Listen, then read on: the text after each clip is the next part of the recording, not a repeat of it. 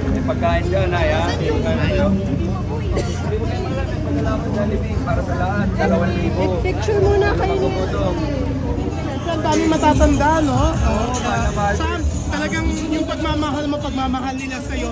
Pero yun nga, kasi pinag-uusapan, sinabi ni Isko na yung ayuda sa mga matatanda senior citizens mula nga sa administration ni Mayor Hani nadidelay daw.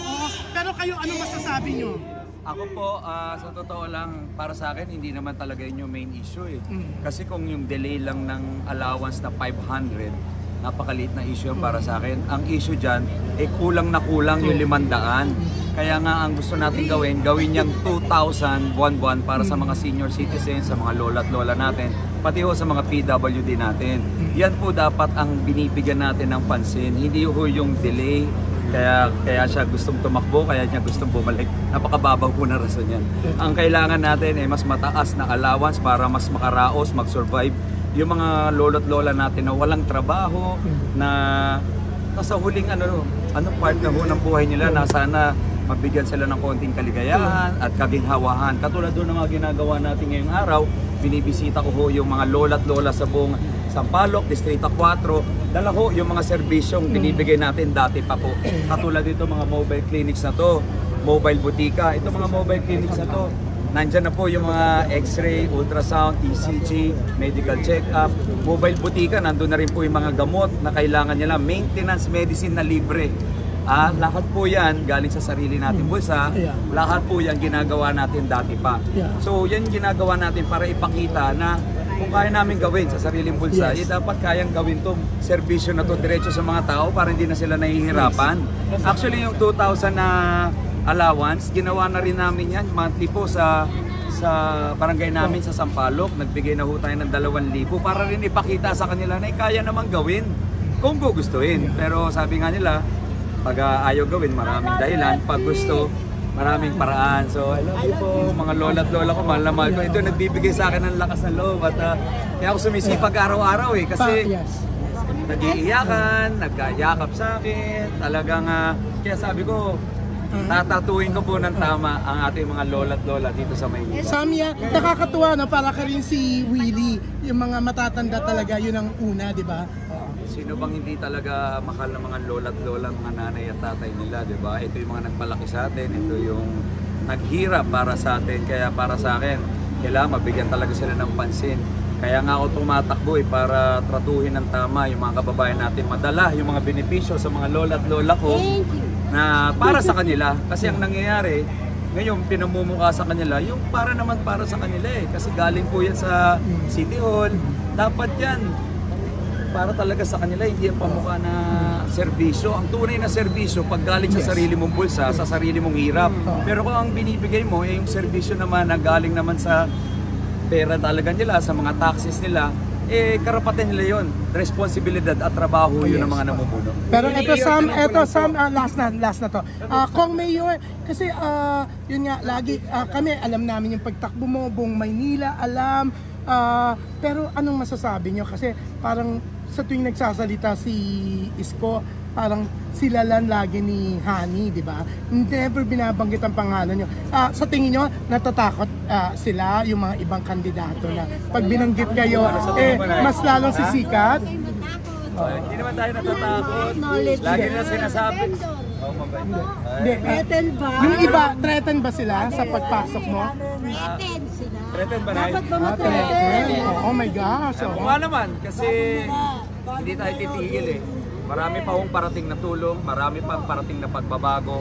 Ipapakita natin kung kaya ko nang magbigay ng kabuhayan, ng negosyo, ng allowance, ng medical services, ng libreng gamot, lahat to sarili nating bulsa.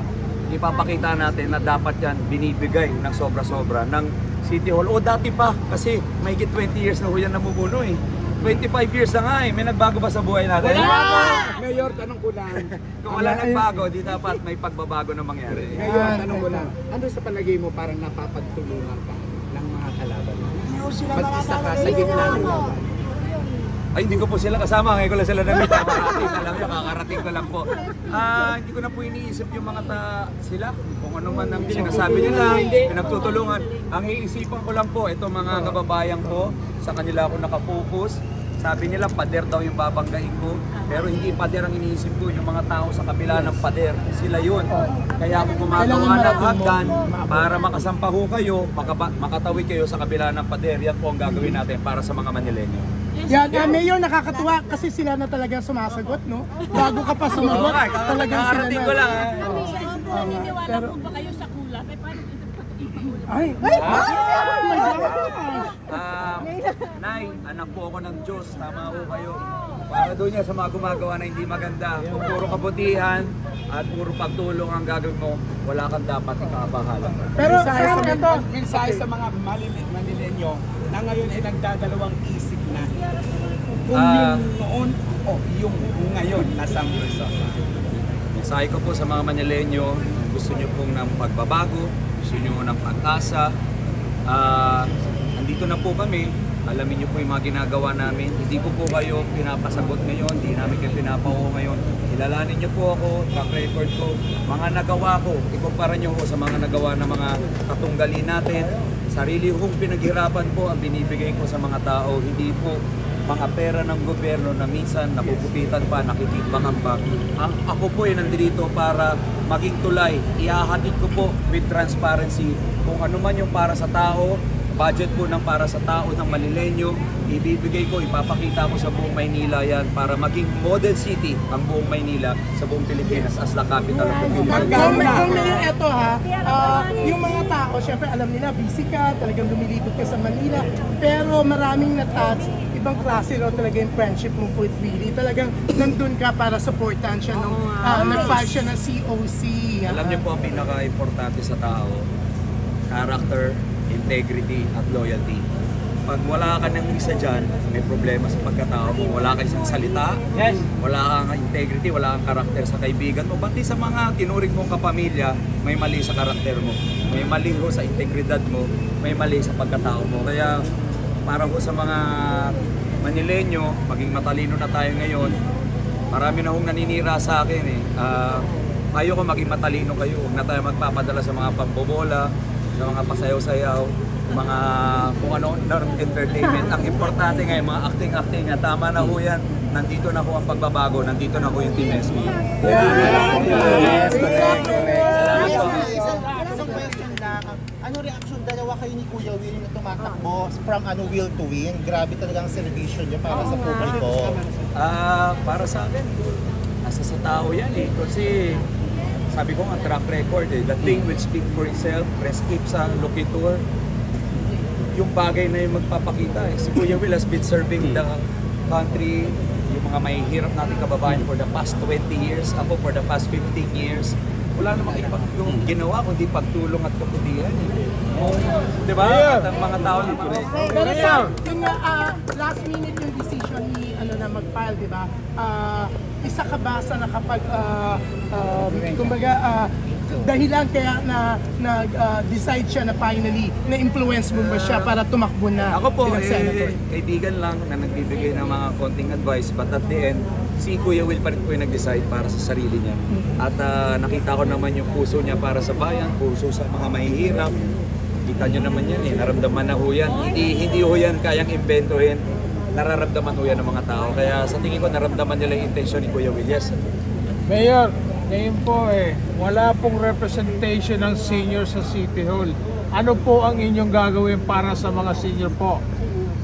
Mike Garcia po, District President po ng District 2. Gagawa ho tayo ng sarili nating departamento para sa mga senior citizen. Gusto nyo ba yun? Para lahat ng mga pangangailangan nila nandun. Parang sumbungan at aksyon para sa mga Manileño. So, in short, Sam, sumbungan at aksyon ng mga Manileño senior citizen para lahat ng mga pangangailangan nila ma-aksyonan natin agad, makita natin agad. Hindi ho kasi nagawa yan for the past how many years, kaya hindi ko alam bakit tumanda na kayo. Diba? Kaya kung gusto nyo ng pagbabago, kung 20 years na, 25 years na, wala pa rin nagbabago, tingin ko kailangan ako ng desperadong pagbabago. Yun na! Thank you, Sam! Thank you!